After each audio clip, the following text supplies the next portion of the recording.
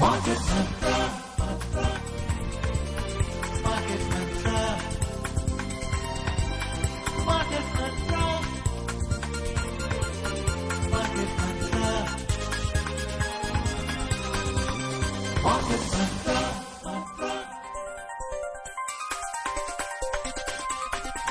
Market Mantra. Everything is. Good evening and welcome to Market Mantra, the program in which we give you a complete update on the economic, business and stock market news of the day. I am Niharika Bhuvania and with me is my co-anchor in Hindi, Manoj Pathak. नमस्कार, market मंत्र की ताजा अंक में आपका स्वागत है। आधे घंटे के इस कार्यक्रम में हमेशा की तरह हम देश और दुनिया की चुनी हुई कारोबारी, आर्थिक और शेयर बाजार से संबंधित ताजा खबरों को लेकर हाजिर हैं। और हमारे साथ खबरों पर चर्चा के लिए स्टूडियो में आज आमंत्रित हैं आर्थिक मामलों के वरिष्ठ विश्लेषक सिद्धार्थ सिंह। सिद्धार्थ जी नमस्कार, कार्यक्रम में आपका स्वागत है। आप दोनों को नमस्कार। आइए शुरुआत करते हैं अंग्रेजी में हेडलाइन से, जिसे लेकर मौजूद हैं Niharika Bhuwania. The headlines for this evening are as follows. Indian equities bounce back after sliding for 4 straight sessions. Sensex closes at 82,571. Nifty settles near 25,200. In international markets, most Asian indices today and US stocks overnight end with gains, and India's overall exports rise by nearly 6% in the first quarter of current financial year. Electronic goods exports increase almost 47% in June. घरेलू share बाजार में पिछले 4 सत्रों में हुई गिरावट के बाद आज लौटी रौनक। बढ़त के साथ बंद हुए प्रमुख सूचकांक। सेंसेक्स 82,571 पर हुआ बंद। निफ्टी 25,200 के नजदीक दर्ज हुआ। कल अमेरिका में हुई दिवाली के बाद आज एशिया के प्रमुख बाजार लाभ के साथ बंद हुए और देश में चालू वित्त वर्ष की पहली तिमाही में सकल निर्यात लगभग 6% बढ़ा, जबकि जून में इस वर्ष इलेक्ट्रॉनिक्स सामानों के निर्यात में हुई शानदार लगभग 47% की वृद्धि।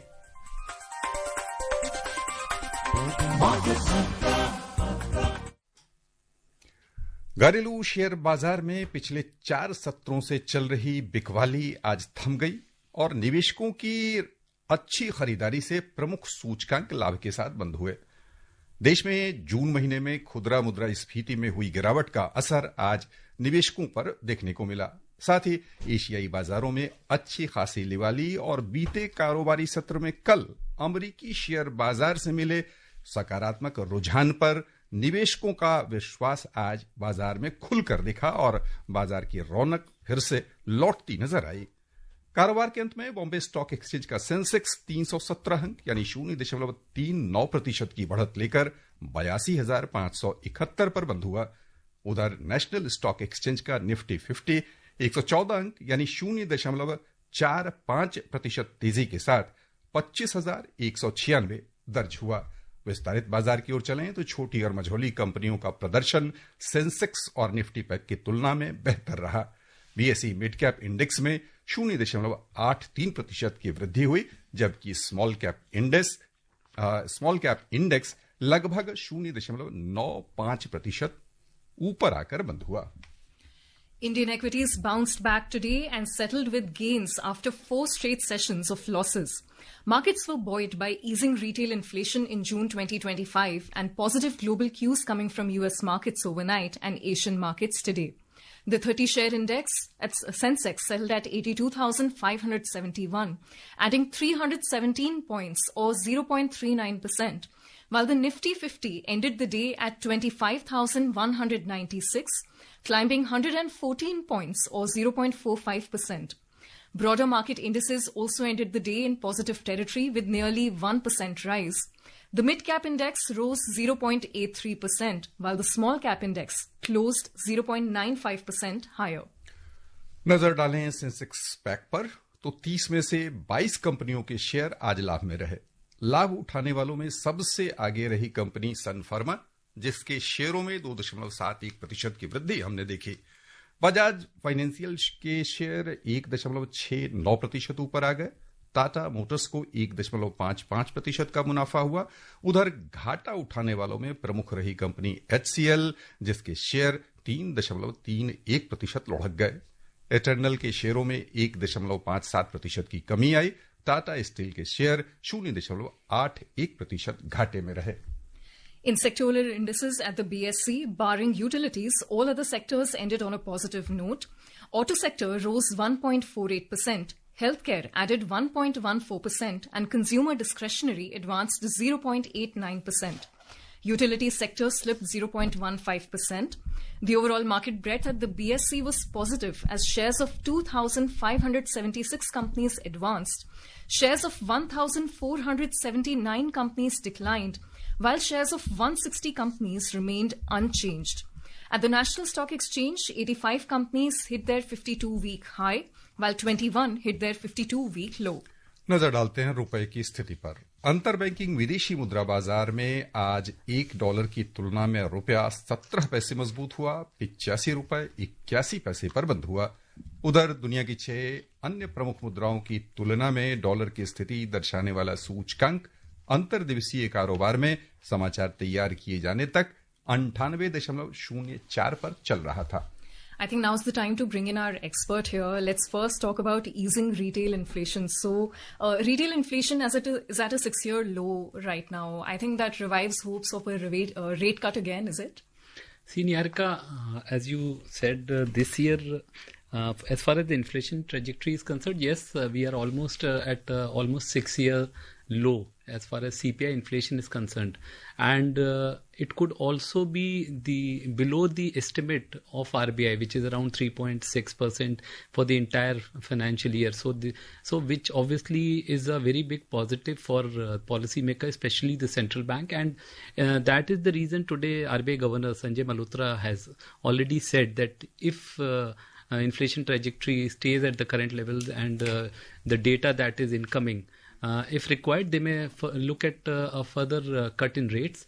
Also, another positive thing which he has said that the consumer survey done by the Reserve Bank, by the central bank, also is giving them a hope of a growth uptick. So, and may also look at revising growth projections for the current financial year. So yes, you are right. If inflation, as the inflation trajectory is downwards, obviously it gives RBI a cushion to further cut rates. They've already cut by almost 100 basis points in the current financial year since February. So, and I'm sure keeping in mind the inflation trajectory and the need to push growth, I'm sure RBI would take the right decision. Okay. And, now looking at the markets today, so they bounced back after 4 straight sessions of losses. From an investor's point of view, investors usually have this mindset of buying when the markets are low. But from the perspective of investing for the long term, is that really of consequence? Niharika, I would not agree with you completely. I would say investors usually tend to buy when the markets are really doing well. There is positivity all around, and people tend to overreact, go overboard when they see markets going up. And usually, I don't see investors investing when markets are actually low. So, but yes, I would agree. I would say the best time to invest is when markets are low. But yes, as it goes across the board, that all of us, we cannot time the market. Yes, if you are a long-term investor, obviously, I think India growth story is intact. Our macroeconomic fundamentals, whether we look at our growth projections, we look at inflation, and especially the policies of the government. The central government continues to push capital expenditure. We are continuing to push reforms in terms of ease of doing business. So I think all in all, and especially if you look at the budget, in the last budget, we had given a big income tax relief to the people, and that was an attempt to push demand. And now we are already hearing government is doing extensive consultation with the states, with all the stakeholders in terms of rationalizing GST rates.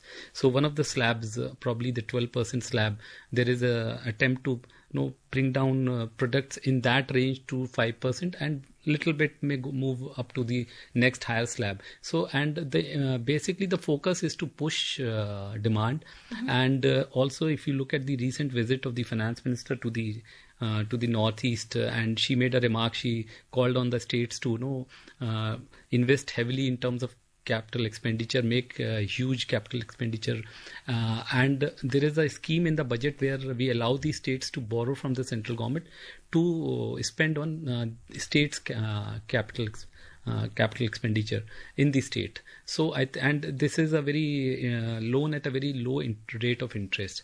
So all in all, the attempt on part of the government is to push. So as I was saying to your question, India growth story is intact. Yes, the impact that we are having on our markets or on Indian economy is more because of the external reasons, the geopolitical reasons, and the immediate, obviously one of the immediate worries for us, or the issue which has been lingering for quite some time, is the trade deal which we are trying to work around with US, which is our largest trading partner.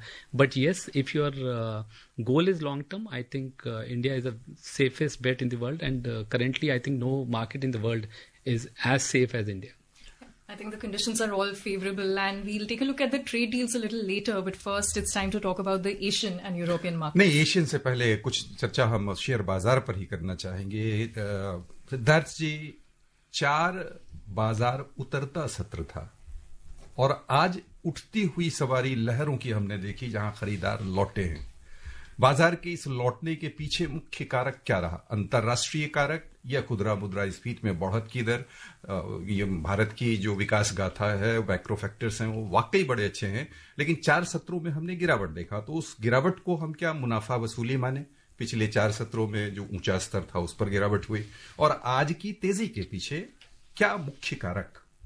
नहीं मनोज, और यहां से क्या संकेत लें हमारे जय? मैंने पहले भी जब मैं प्रोग्राम में आया हूँ मार्केट मंत्र में, तो मेरा एक मानना है अभी फिलहाल जो बाजार की चाल है, मुझे लगता है ये एक ब्रॉड रेंज में बाजार चलेगी इस समय। तो कुछ दिन हम देखेंगे कि मार्केट नीचे जा रही है, और जो आपने बोला कि लोग प्रॉफिट बुक कर रहे होंगे उस लेवल्स पे, तो वो एक रीजन हो सकता है। और आज बाजार में जो उत्साह था या जो रिबाउंड था 4 दिन की गिरावट के बाद, एक इमीडिएट रीजन तो जो आपने कहा कि जो कल इन्फ्लेशन का डेटा है वो काफी पॉजिटिव है, और मतलब इस बात का संकेत है कि शायद जो आरबीआई ने भी इस साल के लिए जो मुद्रास्फीति का जो दर का एस्टिमेट किया है, शायद इन्फ्लेशन या महंगाई दर उससे भी नीचे रहे, तो वो किसी भी सेंट्रल बैंक या सरकार के लिए बहुत अच्छा संकेत होता है, और वो उनको एक स्पेस देता है कि और पॉलिसी मैन्यूवर करें, फिस्कल पॉलिसी में और स्पेस क्रिएट होती है।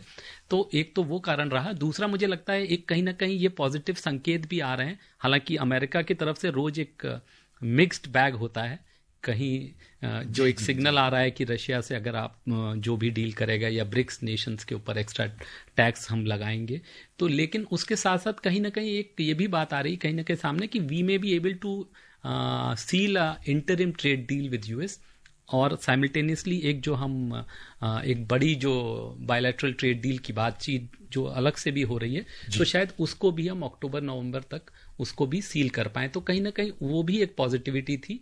और थोड़ा सा हाँ, एक चिंता का जो सबब लगता है बाजार में भी है, वो शायद जो अर्निंग्स आ रही हैं अभी, उसमें जो जिस तरह के कंपनियों के जो रिजल्ट्स आ रहे हैं वो उतने उत्साहवर्धक नहीं है।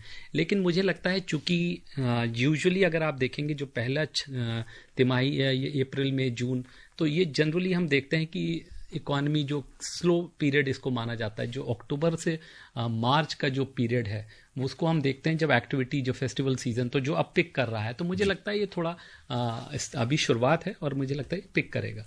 आइए अब चले वैश्विक बाजारों की ओर। सबसे पहले एशियाई शेयर बाजार।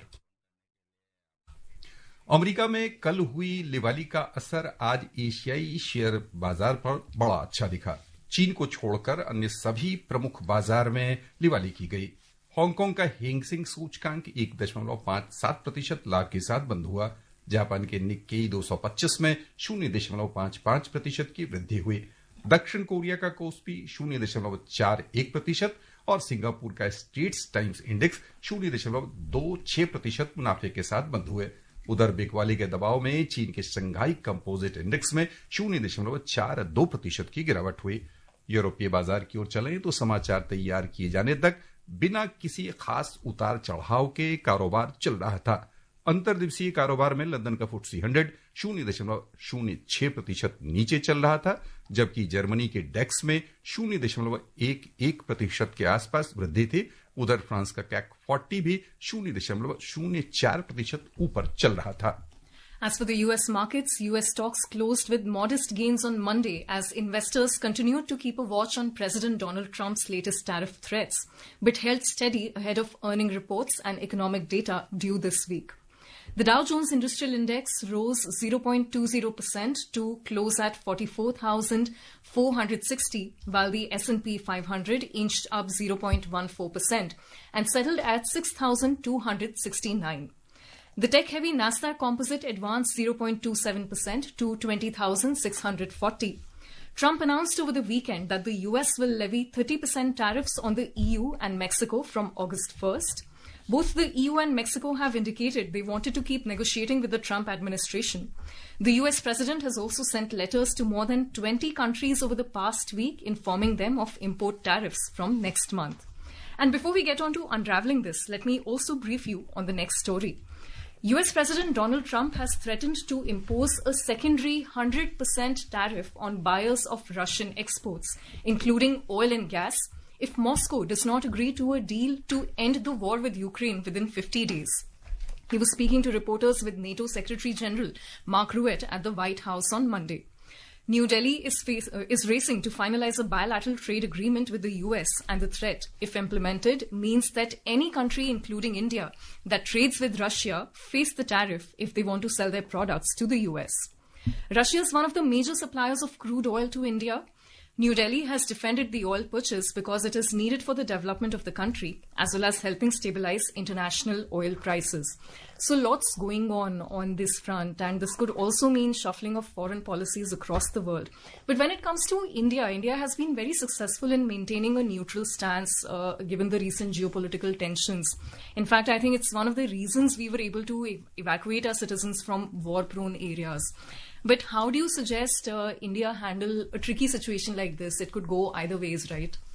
See, Niharika, as I said, we are constantly engaged with US, and I think a lot will hinge on the trade deal that we are able to clinch with US, and I'm sure things should work out because US is our biggest trading partner, and as far as the threat that US has given in terms of imposing 100% tariffs on if Russia doesn't stop war with Ukraine in next 50 days. So that if I think is very important, and I'm sure something should work out because I think this war has also been on for quite some time. It's almost so I think, and there is fatigue on both the sides, and I'm sure Russia-Ukraine conflict, if we see an end to it, I'm sure this threat would also dilute with that, and simultaneously the constant engagement between the two countries and the seriousness, because I think the reason that President Trump also pushed back the deadline for imposing the tariffs on countries if we don't meet the deadline of July 9, which was postponed to August 1, shows that US is equally serious about clinching a trade deal with India. So I'm sure we will reach a solution which would encompass all these issues and would lead to a solution. So things are likely to work themselves out in the highest and the best way, if we can put it that way, right? आइए आगे बढ़ें, नजर डालें एक अच्छी खबर पर। देश में चालू वित्त वर्ष की पहली तिमाही में सकल निर्यात 5.94% यानी लगभग 6% बढ़कर $210 अरब पर पहुंच गया।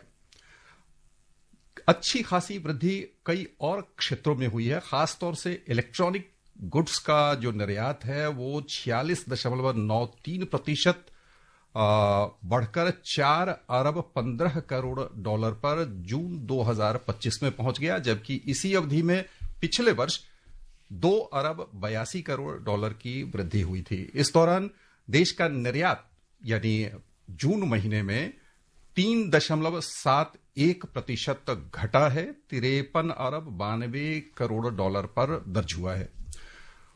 सकल निर्यात जून में सेवा क्षेत्रों का, वाणिज्य और सेवा क्षेत्रों का $67.98 करोड़ दर्ज किया गया, जबकि पिछले वर्ष जून में 63 अरब 83 करोड़ दर्ज हुआ था। इस दौरान व्यापार घाटा देश का 18.7 यानी 18 अरब 78 करोड़ जून में रहा है। इन आंकड़ों के साथ कई और अच्छे आंकड़े हैं जिन पर हम प्रश्न के दौरान चर्चा करना चाहेंगे। पहले तो ये कि ये निर्यात में उल्लेखनीय सकल वृद्धि पहली तिमाही में 6% की क्या दर्शा रही हमारे कुल निर्यात में जो दिशा हमारी जा रही है इस वित्तीय वर्ष के लिए। नहीं मनोज जी, देखिए एक बात जो आपने बोला कि जो पहली तिमाही और खासकर जून का भी अगर आप ट्रेड डेटा देखेंगे, जो एक्सपोर्ट का जो नंबर्स हैं, तो वो कहीं ना कहीं इस बात को दर्शाते हैं कि कहीं ना कहीं हमने जो हमारा एक्सपोर्ट्स का लेवल है उसमें कोई गिरावट नहीं है। और ऐसे समय पे जबकि जियोपॉलिटिकल टेंशन्स दुनिया भर में है, पिछले जब से डोनाल्ड ट्रंप साहब आए हैं तब से हम देख रहे हैं कि एक अस्थिरता का माहौल है दुनिया में।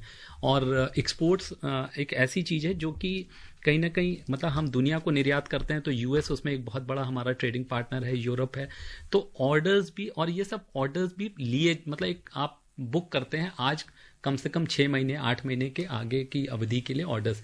तो कहीं ना कहीं ये दिखाता है कि डोनाल्ड ट्रंप जब से आए हैं उसके बाद से और जो लगातार दुनिया में जो अस्थिरता है उसका बहुत बड़ा असर हमारे एक्सपोर्ट्स पे नहीं है। We have been able to maintain, we have not been hit.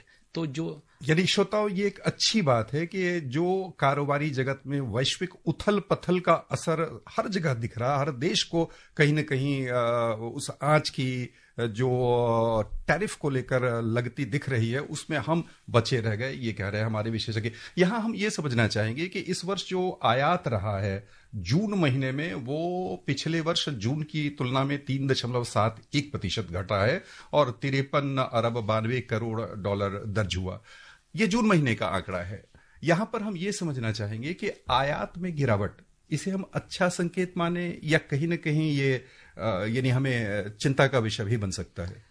नहीं मनोज जी, अगर आप मोटे तौर पे देखें तो इंपोर्ट को एक हमेशा ये देखा जाता है कि आप किसी न किसी चीज के लिए डिपेंडेंट है, तो बहुत ज्यादा अगर आप इंपोर्ट करते हैं तो कोई बहुत अच्छी चीज नहीं है जी। लेकिन कहीं ना एक बात, एक सच ये भी है कि इतनी बड़ी दुनिया में ऐसा तो नहीं होगा कि आप हर चीज आपके यहाँ आपके देश में ही होती हो या आप उसको प्रोड्यूस करते हो या उसकी अवेलेबिलिटी हो। तो कुछ चीजों आप इंपोर्ट करते हैं। खासकर हमारा जो बहुत बड़ा इंपोर्ट का जो बिल है वो है पेट्रोलियम प्रोडक्ट। ऑलमोस्ट 70-80% जो हमारा रिक्वायरमेंट है हम इंपोर्ट करते हैं।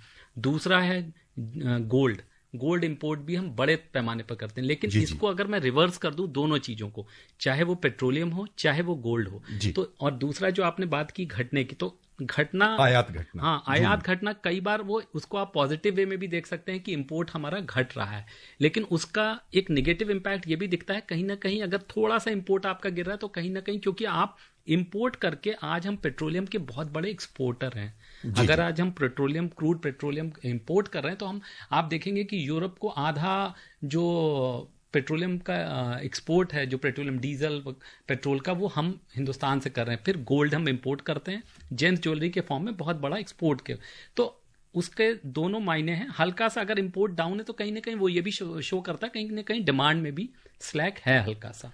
श्रोताओं, एक अच्छी जानकारी यह है कि इलेक्ट्रॉनिक सामानों के निर्यात में इस दौरान जून में 46.93% की वृद्धि हुई। इसी तरह दवा और दवा से संबंधित सामग्रियां, उसके अलावा इंजीनियरिंग सामान, उसके अलावा मैरीन प्रोडक्ट, मांस, डेयरी उत्पाद और पोल्ट्री उत्पाद का निर्यात भी अपेक्षाकृत पहले इसी अवधि में पिछले प्रथम तिमाही के तुलना में इस वर्ष बेहतर रहा है।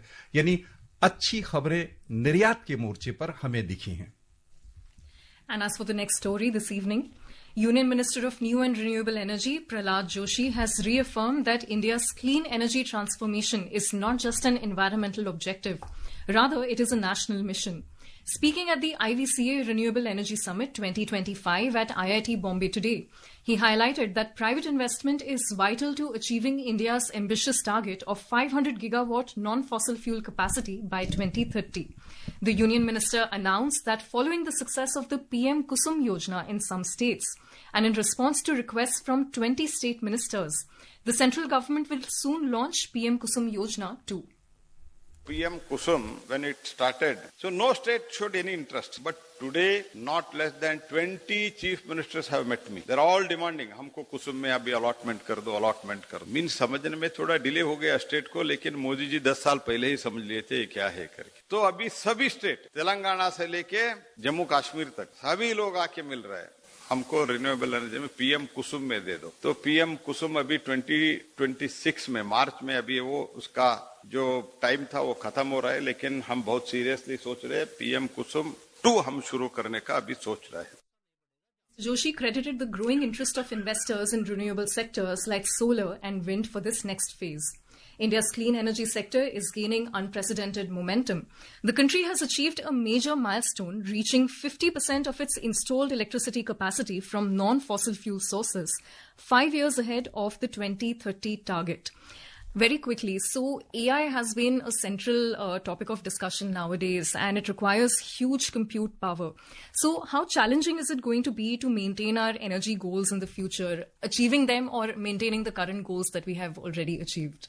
See, Niharika, if you go by our present track record, I think we are very much ahead of the schedule in terms of, as you rightly said, we are around 240 in terms of non-fossil fuels.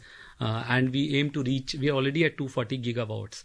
And our goal is to reach 500 gigawatts of non-fossil power generation by 2030, which looks very much achievable. Despite all the odds, as you said, the huge energy computation required for AI.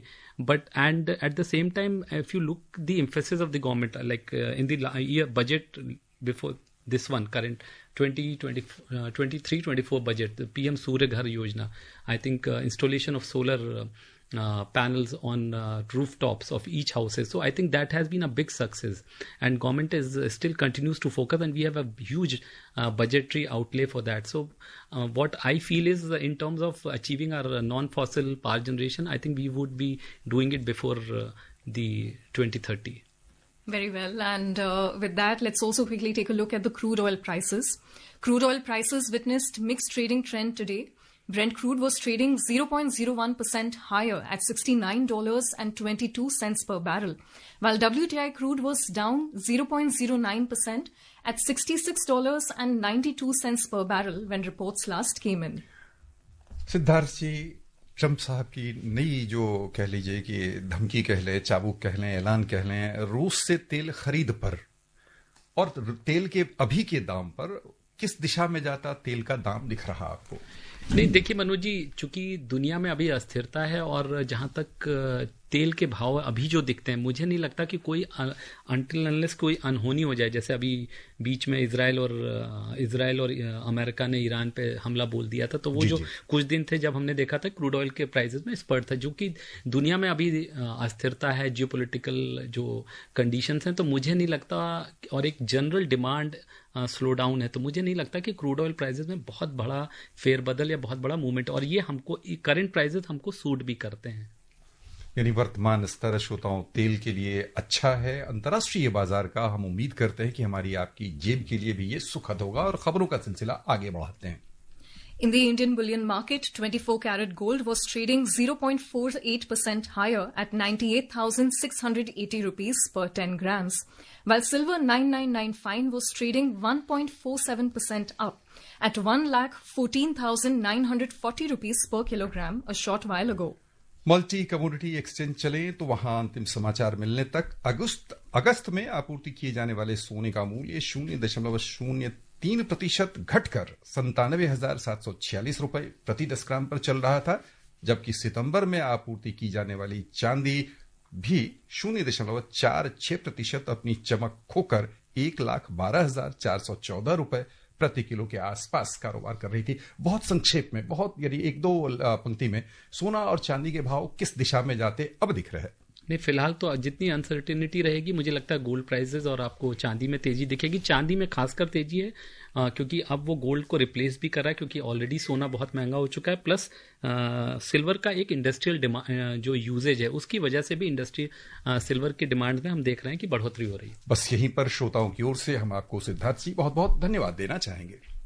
And before we close, a reminder of the headlines. Indian equities bounce back after sliding for 4 straight sessions. Sensex closes at 82,571. Nifty settles near 25,200. In international markets, most Asian indices today and US stocks overnight end with gains. And India's overall exports rise by nearly 6% in the first quarter of current financial year. Electronic goods exports increase almost 47% in June. And with that, it's a wrap on today's Market Mantra. Market Patra.